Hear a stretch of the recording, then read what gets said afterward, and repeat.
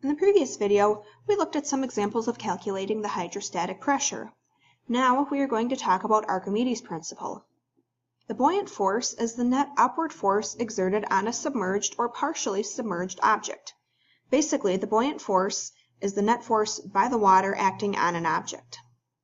Looking at this first object, we see the arrows that are all pointing up are longer than the arrows that are pointing down.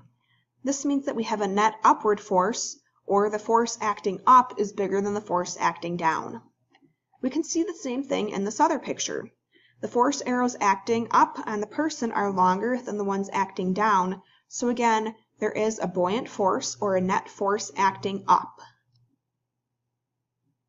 Here are a couple of examples of Archimedes' principle.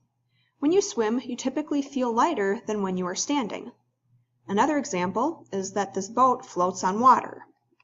In both of these cases, the net force by the water on the animal and boat is greater than the weight force, so they float.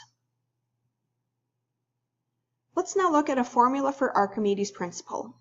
First, any object placed in a fluid apparently loses weight equal to the weight of the displaced fluid. In other words, the weight in water is equal to the weight in air minus the buoyant force. Note that the buoyant force is going to be the same as the weight of the displaced fluid. If you have a fully submerged object, we can rearrange this equation to solve for the buoyant force or the weight in air.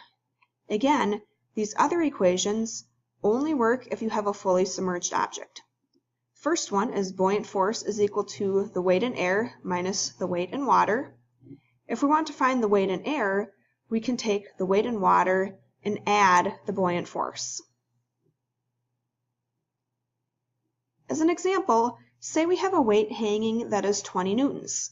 When we partially submerge the object in water, the spring scale reads 14 newtons.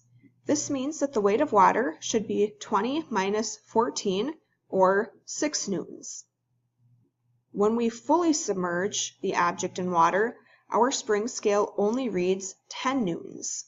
This means that the weight of the displaced water should be 20 minus 10, or 10 newtons.